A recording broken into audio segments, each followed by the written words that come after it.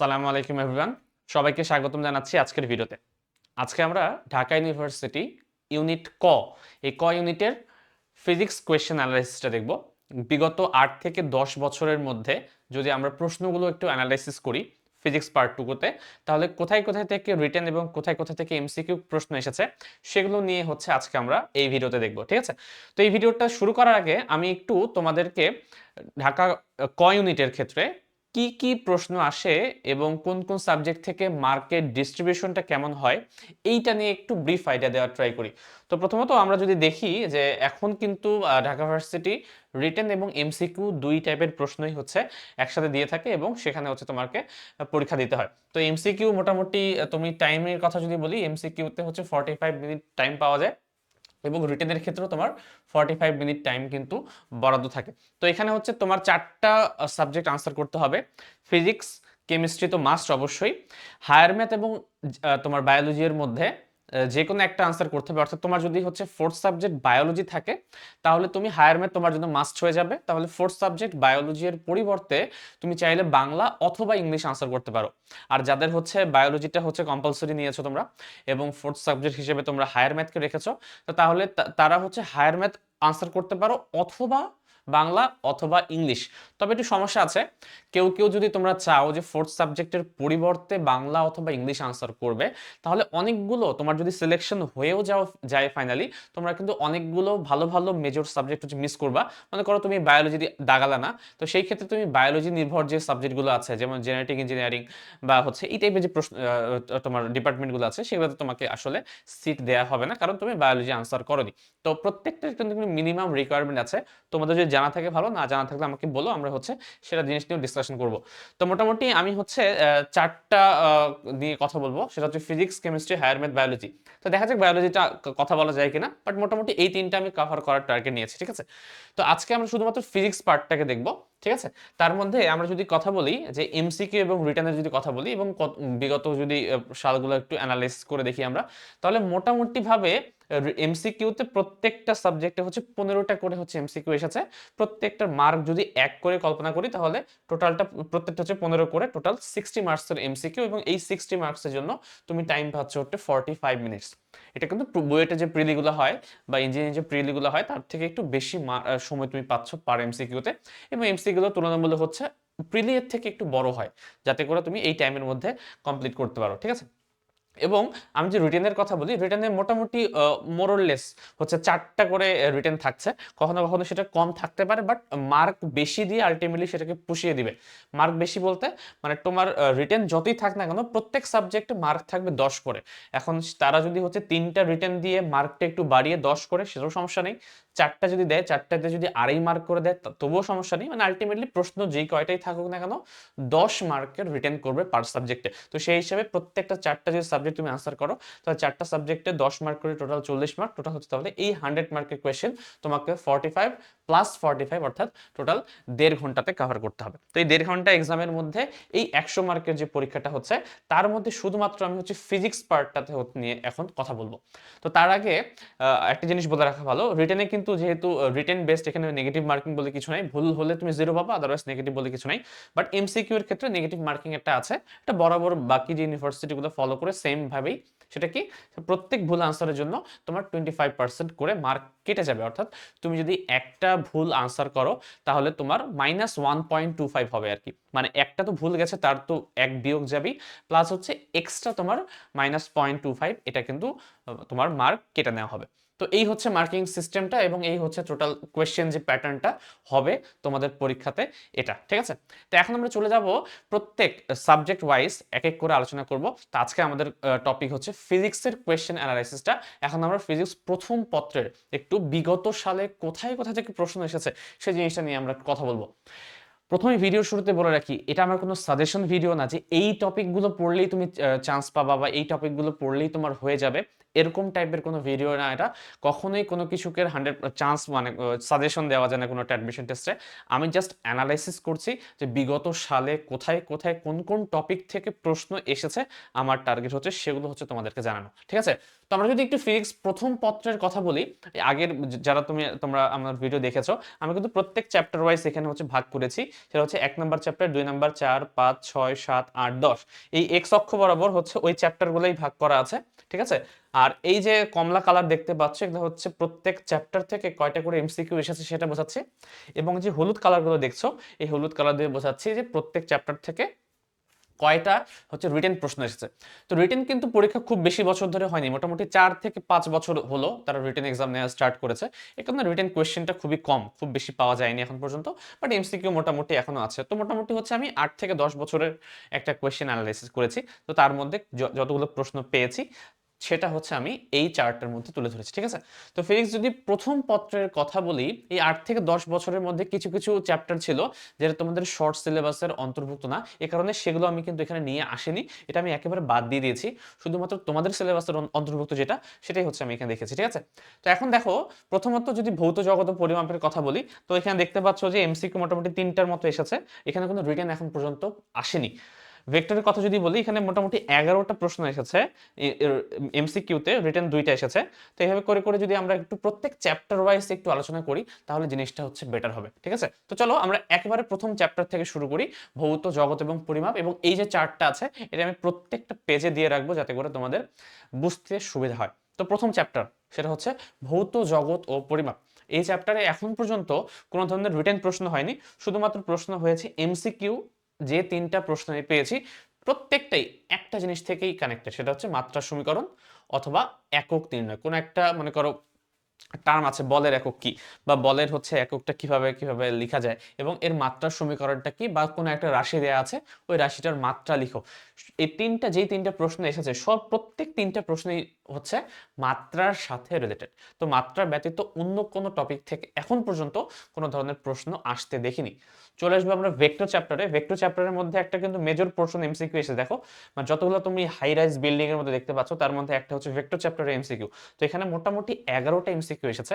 তো এই 11টা এমসিকিউ এর মধ্যে এমসিকিউ যে টপিকগুলো তারা চুজ করেছে সেটা হচ্ছে এগুলো, সেটা ভেক্টরের লব্ধি এবং কোণ রিলেটেড যে প্রবলেমগুলো আছে, বেসিক হচ্ছে আর এবং থিটার যে সূত্রগুলো, এবং সেটা দিয়ে হচ্ছে মোটামুটি কিছু প্রশ্ন আসতে দেখা হয়েছে যেহেতু হচ্ছে এমসিকিউতে। এবং ভেক্টরের যে উপাংশ কনসেপ্টটা আছে, যে দুইটা উপাংশে দুইটা লম্ব উপাংশে বিভক্তি করতে পারো, সেই উপাংশ থেকে প্রশ্ন এসেছে। তারপর হচ্ছে ডট গুণ, ডট গুণকে ইউজ করে আবার ভেক্টরের যে কোণ, এই কোণটার রিলেটেড প্রশ্ন এসেছে। এবং ডট গুণের সাথে রিলেটেড হচ্ছে তোমার দুইটা ভেক্টর লম্ব বা কি লম্ব হবে কিনা, লম্ব হলে আরেকটা মিসিং ভ্যালু এর মান কত, এই টাইপের প্রশ্নগুলো আসতে দেখা গেছে।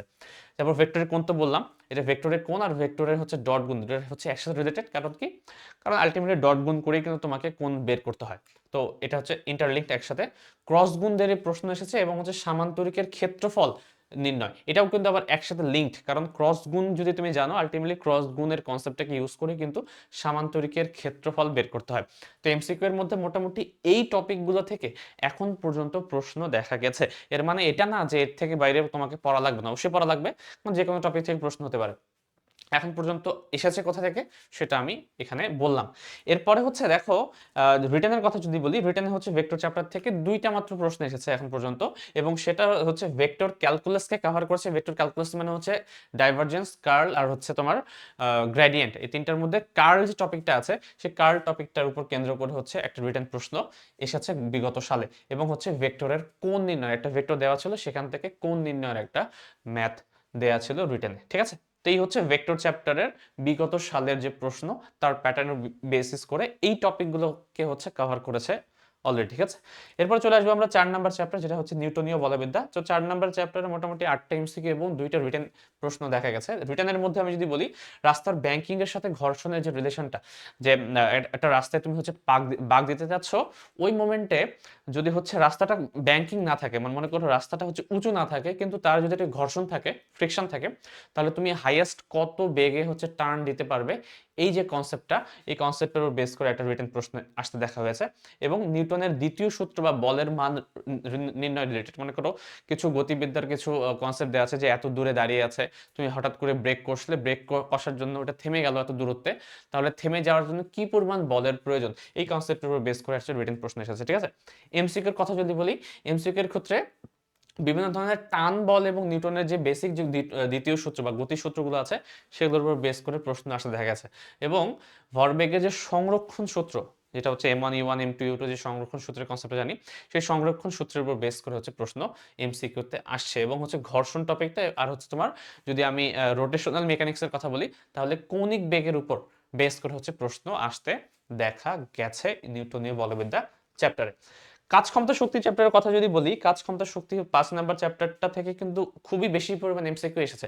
এবং এই এমসিকিউ এর মেইন টপিকগুলো হচ্ছে এখানে লিখেছি। এক একবার তারা একটা টপিককে টাচ করছে, মানে শুধুমাত্র যে একটা টপিক থেকে বারবার আসছে ব্যাপারটা সেরকম না, ভ্যারাইটি অফ টপিকস, মানে কিন্তু টপিক কিন্তু চেঞ্জ হচ্ছে প্রত্যেক বছর। তাই বলাই যায় যে সব শুধুমাত্র এগুলা থেকেই প্রশ্ন আসবে, বাট সেরকম না, অন্যান্য টপিক থেকেও প্রশ্ন কিন্তু হতে পারে। তো এখন পর্যন্ত যেগুলো এসেছে সেটা হচ্ছে ধ্রুব বল দ্বারা কৃত কাজ, বেসিক একটা বল দেয়া আছে, সেই বল দ্বারা কৃত কাজের ভ্যালু নির্ণয় করো।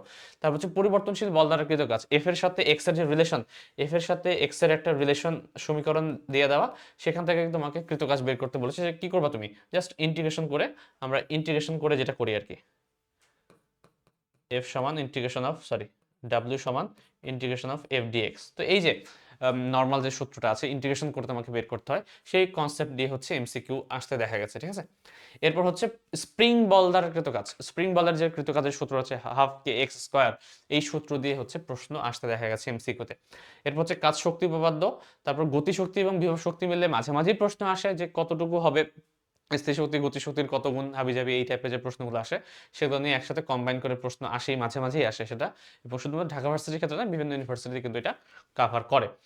এরপরে হচ্ছে তোমার সরল দোলক নিয়ে এবং হচ্ছে পানির কুয়া খালি করতে পারবে কিনা, পাম্পের ক্ষমতা কত, এই টাইপের যে প্রশ্নগুলো সেটা হচ্ছে কাভার করেছে এই চ্যাপ্টার থেকে।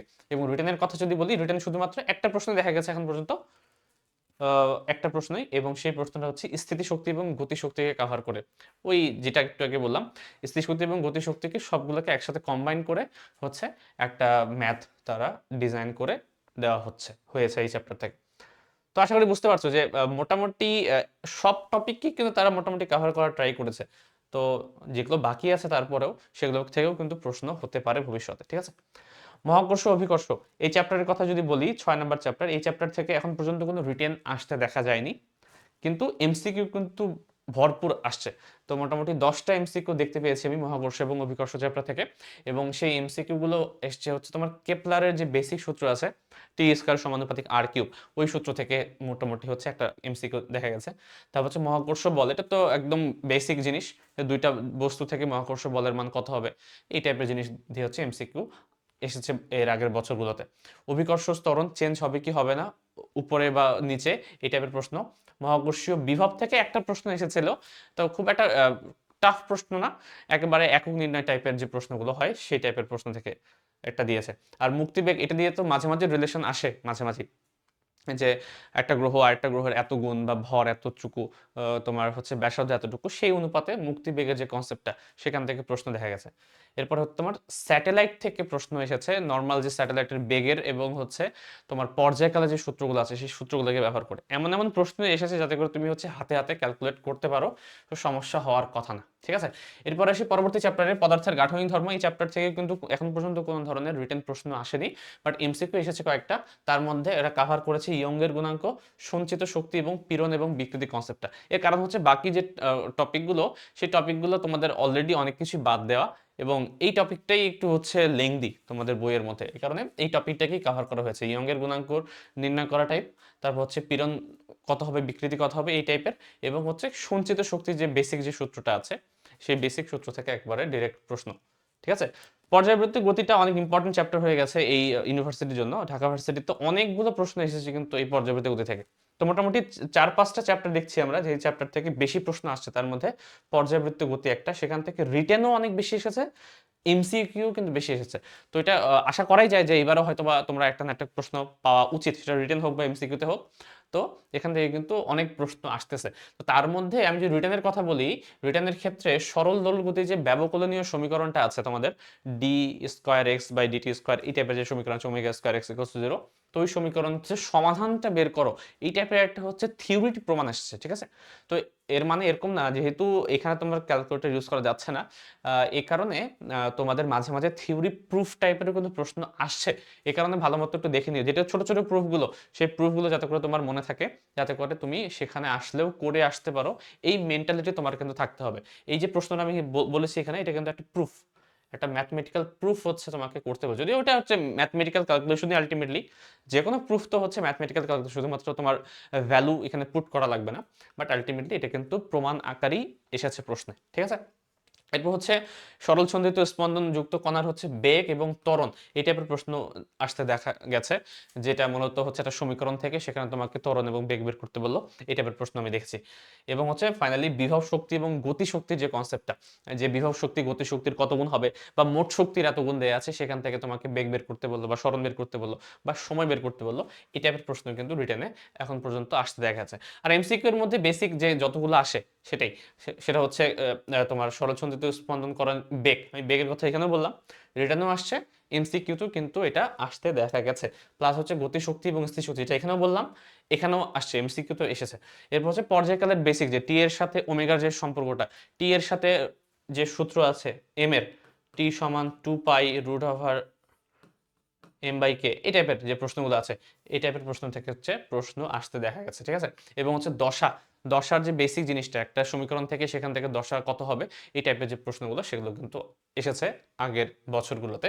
এবং পর্যাবৃত্ত গতির বেসিক সমীকরণ, যেটা আমি বললাম এখান থেকে, যেটা তোমাকে সমাধান করতে বলা হয়েছে, ওই সমীকরণ থেকে ওমেগার মান বের করো, এই টাইপের ছোট ছোট প্রশ্ন, যাতে করে তুমি ইজিলি করে আসতে পারো। এরপরের চ্যাপ্টার হচ্ছে আদর্শ গ্যাস। এই আদর্শ গ্যাস থেকে মোটামুটি এমসিকিউ আসছে, অত বেশি বলবো না আমি, বাট মোটামুটি এসেছে। তো তার মধ্যে এমসিকিউ এর যে টপিকগুলো দেখো, যে কয়টা এমসিকিউ আসুক না কেন, প্রত্যেকবার আলাদা আলাদা টপিক থেকে আসছে, মানে একটা সিঙ্গেল টপিক থেকে প্রত্যেকবার আসছে ব্যাপারটা সেরকম না। এক একবার তারা এক একটা টপিককে টাচ করেছে। যেমন হচ্ছে আদর্শ গ্যাসের সূত্র, আদর্শ গ্যাসের সূত্র বলতে পিভি সমান এনআরটি দিয়ে আসেনি, বাট এই সূত্র দিয়ে এসেছে।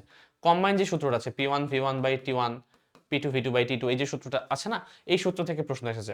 এরপর হচ্ছে আরএমএস বেগ নির্ণয় করো, টাইম টেম্পারেচার দেওয়া আছে, সেই টেম্পারেচার থেকে তুমি হচ্ছে আরএমএস বেগটা C সমান √3RT/m, এই সূত্র দিয়ে প্রশ্ন ডিরেক্ট আসছে।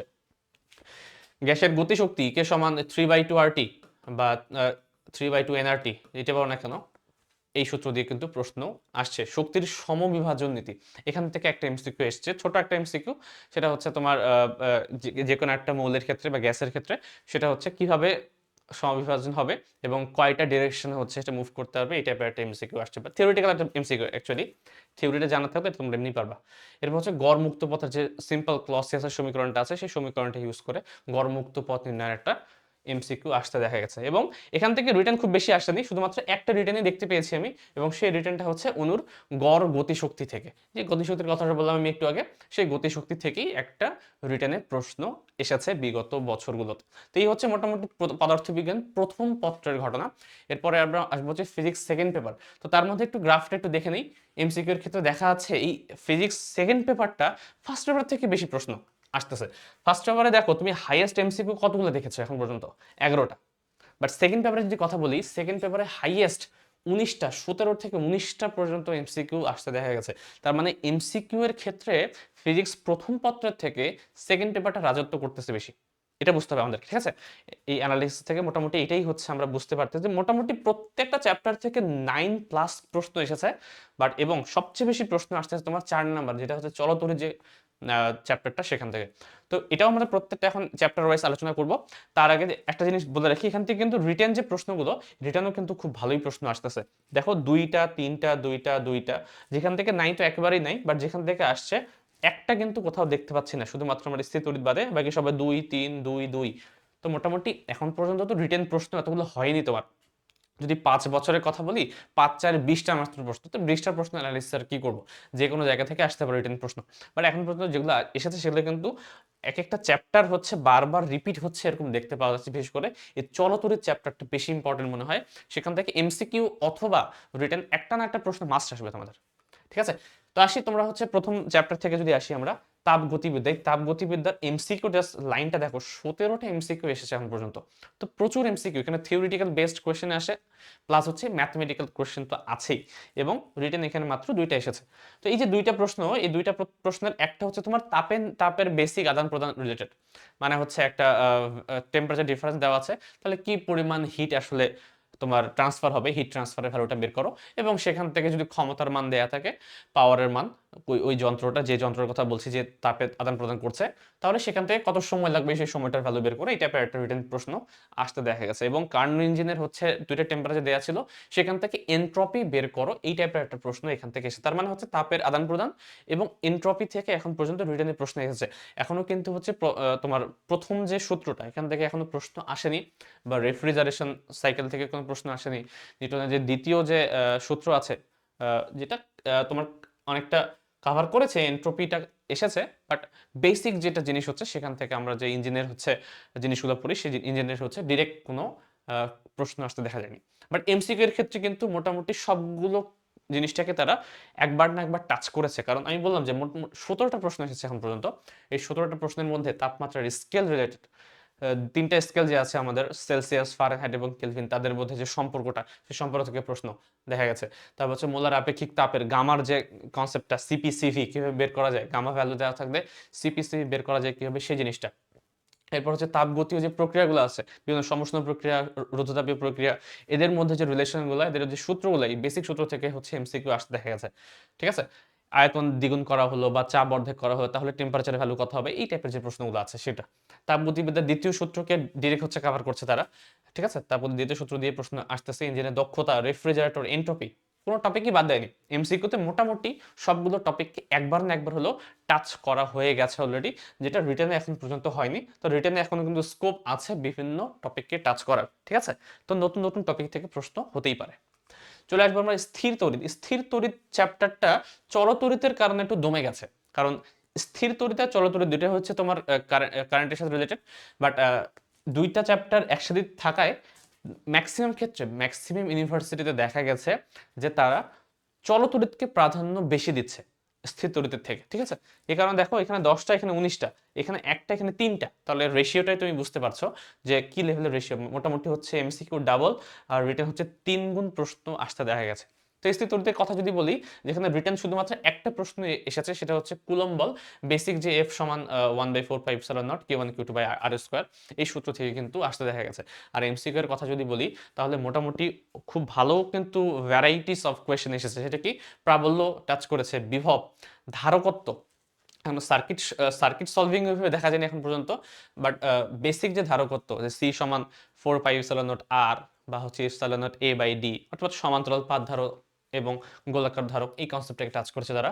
সঞ্চিত শক্তি, সঞ্চিত শক্তি যে তিনটে সূত্র আছে, যে কোনো সূত্র দিয়ে রিলেশন আসতে পারে, সেটা ম্যাথ আসতে পারে অথবা তোমাকে কিছু কনসেপ্ট দিয়ে বলতে পারে যে বাড়বে না কমবে, বিভব বাড়ালে কি হবে, তোমার আধানের পরিমাণ বাড়ালে কি হবে, এই টাইপের কনসেপ্ট দিয়ে হচ্ছে এমসিকিউ আসতে দেখা গেছে। ধারকের সমবায়, সেটা হচ্ছে তুল্য ধারকত্ব বের করো শ্রেণীতে বা সমান্তরালে থাকলে, এবং হচ্ছে তড়িৎ দ্বিপল থেকেও কিন্তু একটা প্রশ্ন আসতে দেখা গেছে এখন পর্যন্ত। তো মোটামুটি কিন্তু ওয়াইড ভ্যারাইটি, তাই না? মোটামুটি সবগুলো থেকেই প্রশ্ন নিয়ে আসা ট্রাই করেছে তারা।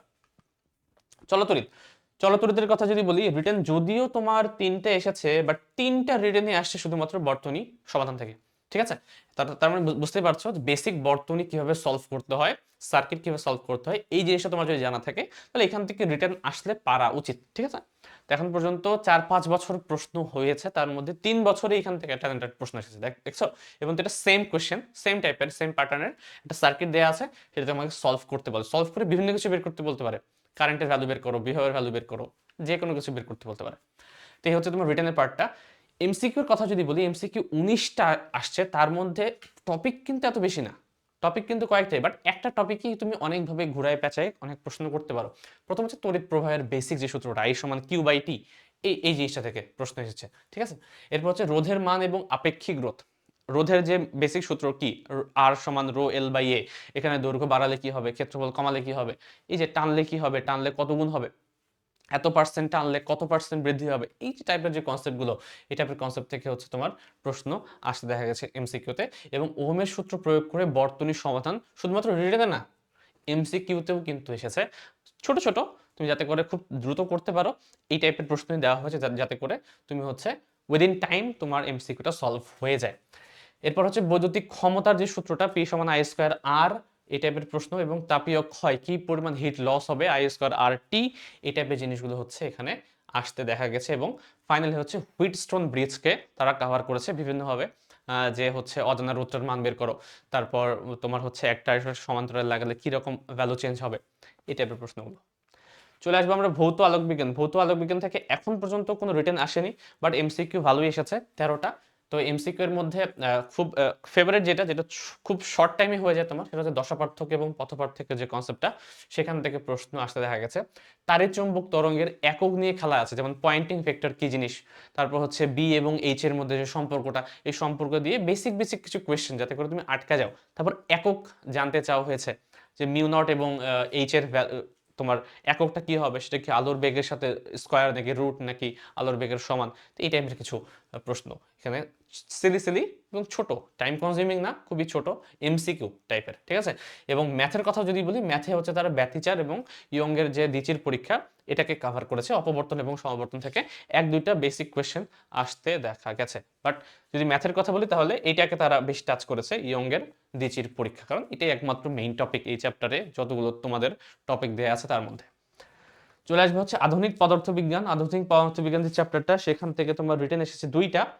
এই দুইটা রিটেনের মধ্যে একটা হচ্ছে দৈর্ঘ্য এবং ভরবেগের যে আপেক্ষিকতা আছে, দৈর্ঘ্যের আপেক্ষিকতা এবং ভরবেগের আপেক্ষিকতা, সেই জিনিসটা থেকে, ভর না কিন্তু ভরবেগের কথা বলছি আমি, ঠিক আছে। আর এটা হচ্ছে আপেক্ষিক শক্তির যে কনসেপ্টটা আছে, সেটা গতিশক্তি হতে পারে, স্থিতিশক্তি হতে পারে, মোট শক্তি হতে পারে, ই সমান এমসি স্কয়ার যেটা বলি আর কি আমরা।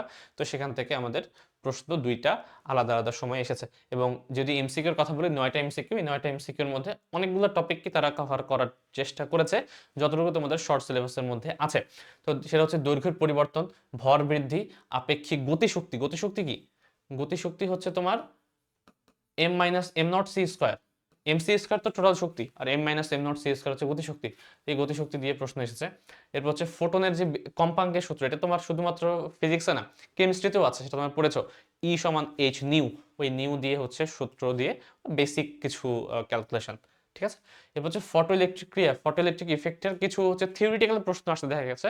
ম্যাথ ওইভাবে আসেনি, আসলে হচ্ছে সূচন কম্পাঙ্ক টাইপের হচ্ছে ছোট ছোট ম্যাথগুলো, যেটা তুমি খুব তাড়াতাড়ি করতে পারবা ক্যালকুলেটার ইউজ না করেই, সেই জিনিসগুলো হচ্ছে আসছে এখন পর্যন্ত। এবং ফাইনাল হচ্ছে ডি ব্রগলির যে তরঙ্গ দৈর্ঘ্য, ল্যামডা সমান এইচ বাই এম ভি, এই যে বেসিক সূত্রটা আছে, এই সূত্র দিয়ে তোমার প্রবলেম আসতে দেখা গেছে। চলে আসবো পরমাণুর মডেল ও নিউক্লিয়াস। এখান থেকে তোমার থিওরি এবং এমসিকিউ দুইটাই আসতে দেখা গেছে। তার মধ্যে থিওরির কথা যদি বলি, রিটেন পার্টটা, রিটেনের মধ্যে ইলেকট্রনের পর্যায়কাল বের করো, এই টাইপের কোশ্চেন আসছে একটা, দেখলাম আমি। সেটা হচ্ছে হাইড্রোজেন পরমাণু আছে, তার চারপাশে হচ্ছে শেল আছে, তাহলে এই শেলটা যে ঘুরছে, তাহলে কত পর্যায়কালে ঘুরবে, মানে আলটিমেটলি বেগ বের করতে বলে। এখানে ওরা পর্যায়কাল এক্সট্রা দিয়ে দিয়েছে, পর্যায়কাল বের করতে বলেছে। জিনিসটা অনেক টাফ না, যদি বেগ বের করতে পারো, পর্যায়কাল ইজিলি বের করতে পারবা। ওই কনসেপ্টটাকে কাজে লাগিয়ে হচ্ছে একটা ইকুয়েশন প্রশ্ন রিটেনে আসতে দেখা গেছে। এবং পরবর্তী হচ্ছে ভরবেগের নিত্যতা। ভরবেগের নিত্যতা হচ্ছে শুধুমাত্র এই চ্যাপ্টারের সাথে যে ব্যাপারটা বলবো না আমি, এটা হচ্ছে তুমি নিউটনীয় যে বলবিদ্যা আছে ওর সাথেও রিলেশন আনতে পারো। কনসেপ্টটা দিয়েছে এই চ্যাপ্টারের আদলে, বাট আলটিমেটলি তোমাকে সমাধান করতে হবে ভরবেগের যে সংরক্ষণ সূত্র আছে সেটার মতে। তো আমি এই চ্যাপ্টারে দিয়েছি, বাট এই জিনিসটা আমি ওই চ্যাপ্টারেও দিতে পারতাম, এটা ম্যাটার করে না। কনসেপ্টটা হচ্ছে যে ভরবেগের নিত্যতা সূত্র ইউজ করে তুমি ইলেকট্রনের যে গতিবিধি আছে, সেখান থেকে একটা প্রবলেম সলভিং এর ম্যাথ আসতে দেখা গেছে রিটেনে। এবং আমি যদি এমসিকিউ এর কথা বলি, এমসিকিউ এর ক্ষেত্রে মোটামুটি পরমাণু শক্তি স্তরের আকার কেমন হবে, তার শক্তি কিরকম হবে, কোন স্তরের শক্তি কিরকম, কোন স্তরের ব্যাসার্ধ কিরকম, এই টাইপের প্রশ্ন আসতে দেখা গেছে। তেজস্ক্রিয় যে বিক্রিয়াগুলো আছে, মনে করো একটা রিয়াকশন দেওয়া হচ্ছে ইউরেনিয়ামের সাথে নিউট্রনের রিয়াক্ট করে হচ্ছে কি কি উৎপন্ন হবে, কয়টা নিউট্রন উৎপন্ন হবে, শক্তি কত উৎপন্ন হবে, এই টাইপের যে কনসেপচুয়াল যে তোমার থিওরিগুলো, এই থিওরিগুলো হচ্ছে তোমাকে সলভ করতে দেওয়া হয়। এরপর হচ্ছে ভর ত্রুটি এবং বন্ধন শক্তি, এটা হচ্ছে খুব একটা দেখা যায়নি প্রশ্ন, একটা হাতে গোনা হতে পারে, এক থেকে দুইটা। তো ভর ত্রুটি এবং বন্ধন শক্তি কিভাবে বের করা যায়, এটা যে বেসিক যে তোমার সূত্র জানলেই হয়ে যাচ্ছে। এবং তেজস্ক্রিয়তা তো অবশ্যই, তেজস্ক্রিয়তা থেকে প্রশ্ন আসতে দেখা গেছে এমসিকিউতে। লাস্ট চলে আসবে হচ্ছে সেমিকন্ডাক্টর এবং ইলেকট্রনিক্স। এখান থেকে কোনো ধরনের তোমার রিটেন প্রশ্ন আসেনি, বাট যদি আমি এমসিকিউর কথা বলি, এমসিকিউতে তারা কিন্তু হচ্ছে অনেকগুলো কভার করার ট্রাই করেছে। তার মধ্যে অর্ধপরিবাহী কি জিনিস, ডায়োড কি জিনিস, এটা যে তোমার থিওরি জিনিসগুলো, থিওরিটিক্যাল পার্টগুলো হচ্ছে এমসিকিউতে আসছে। এবং রেকটিফায়ার হিসেবে কিভাবে এটাকে ইউজ করা যায়, সেই জিনিসটা এসেছে। বাইনারি সংখ্যা পদ্ধতি, অর্থাৎ একটা সংখ্যা থেকে অন্য সংখ্যা পদ্ধতিতে কনভার্ট করা, যেটা তোমার হচ্ছে ক্যালকুলেটর ছাড়াই তুমি করতে পারো, ওই জিনিসগুলো হচ্ছে এখানে আসছে, যেটা তোমরা আইসিটিতে অলরেডি পড়ে এসেছো। ওই জিনিসগুলোই বাইনারি সংখ্যা পদ্ধতি, বাইনারি যোগ বিয়োগ কিভাবে করা যায়, এবং কোনো একটা লজিক গেটকে সিম্পলিফাই করো, এবং একটা ড্রয়িং থেকে লজিক গেটের তোমার রিলেশনটা কেমন হবে ইকুয়েশনটা, সেই ইকুয়েশনটা বের করা, এই টাইপের জিনিসটা বেশি আসতে দেখা গেছে এমসিকিউতে।